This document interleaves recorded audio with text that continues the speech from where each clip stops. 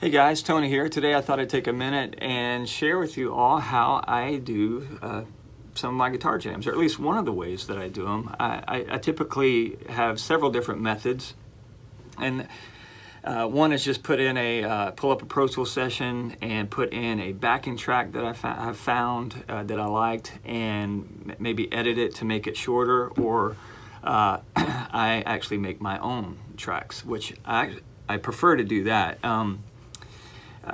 Just because they're all mine and there's no kind of issues with dealing with anybody else or if there's any copyright stuff. But I typically like to do my own. So here's how I do it, and I try to keep it as simple as possible, and I try to make them fairly short. So I try to keep them around that minute mark. If I can do it in less, I do, but typically it's like a minute and a half. I typically don't go over 3 minutes. That's like a full song, but I try to keep it around that, in between that minute and a half to 2 minute range. So let's take a look at my Pro Tools session here for the last jam that I did for my Delos. So here it is.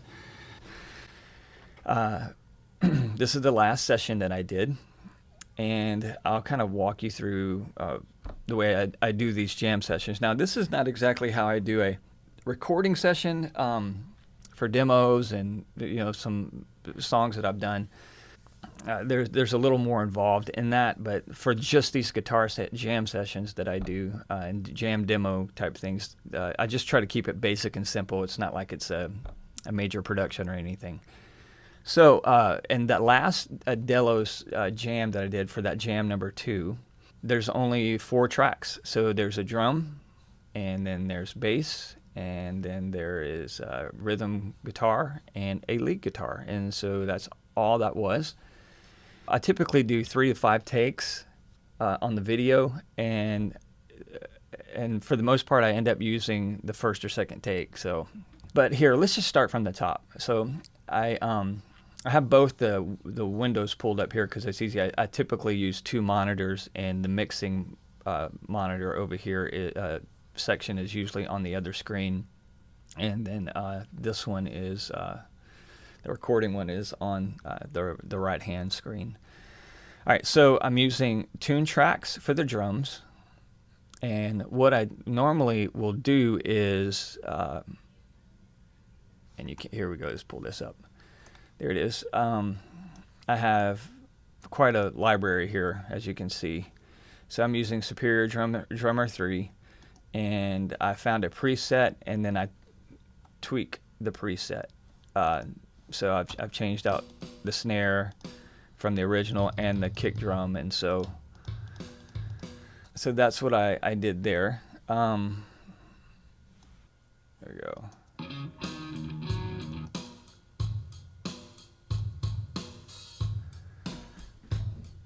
So that's all that was in there. And what I'll do is I'll go in and find a groove. That's a fill, but I'll find a groove, and there's verse and stuff, chorus and fills and stuff like that. I find what I want and match it up, and then of course go in and mix it, and but I manipulate the drums or make it fit what I'm wanting it to do. So I'll find the grooves and find the fills and different things that I like, and then adjust it. So you can go in here and make adjustments here on the velocity of the hits and everything like that. So you can do all that, which is really cool. And so that's how I approach drum tracks. And I use tune tracks, Superior Drummer for the most part, but I do like Steve Slate's on the classic rock thing I did with the Friedman Vintage S and the Les Paul. I used the Steven Slate SSD5, I think. And then here's just a bass, and all I did was put an EQ on it, just a basic EQ. And then there's my rhythm guitar, and I used Bias FX2, as you can see here. What I used there is 69 plexi setting. It's one I named Hendrix because it's kind of a Hendrixy sound. And I didn't use I just used the amps on that and a little bit of reverb for the rhythm tracks. And let's see here. Let me pull this up here.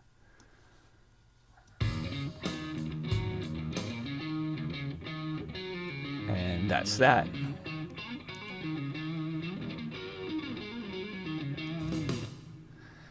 All right.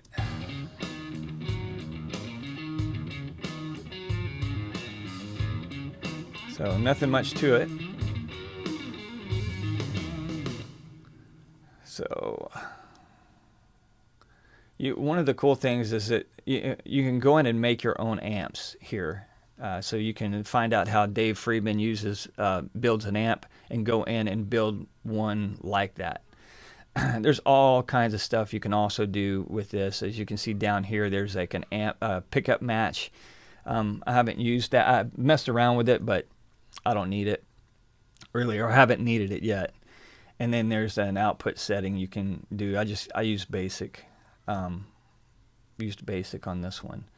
Okay, so there's that. That was for the rhythm track. And then you can see here I was doing some testing with some other sounds with Bias FX2 here. And then for the lead sound, I used it's called American Dream 3. I took one of the presets and modified it. And there was about 3 or 4 different options that sounded good, and I was wasting too much time, and I didn't have a lot of time, and I just found something that sounded halfway decent, and or at least that I thought sounded halfway decent. Sometimes when I'm recording these and I'll mess around too long and then get ear fatigue and think, oh, that sounds great, and the next day I listen to it and it's like, oh, that sounded like crap. But here's the lead.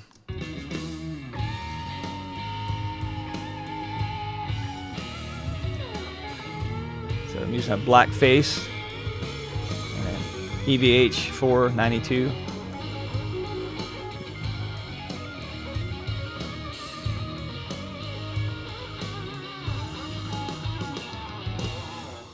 And so that was that. I'm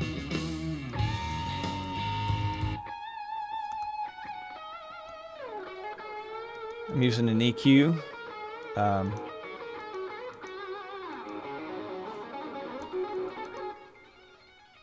Can't hear it there, but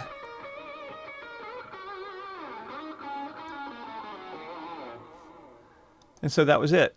And then one of the things I do, as you can look up here, I will now that was just kind of a mix. That wasn't the I didn't have it on the master. That was just kind of a basic mix. So I set my levels here to around what I like, and then I'll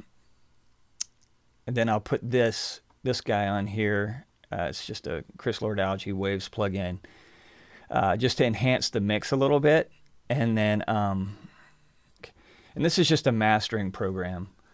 So I'll set it to give it a little bit better sound. Now, typically, I do not master on the same session. I'll mix it and then bring it in to master it. But on these things that I do really quick, this is how I do it. And so that's it, guys. That's really, in a nutshell, how I approach my guitar jam sessions. Let me know what you think about it. How do you guys do it? And I'd love to hear from you on that. So that's it, and that's all I wanted to share today, and I hope it was informative enough for you. This is actually my first time doing this, so hopefully it came across as somewhat worthy. So anyway, I'll hopefully get better at it as I learn to do it a little better. So anyway, hope you guys have a good one. Take care. Peace. God bless. And until next time.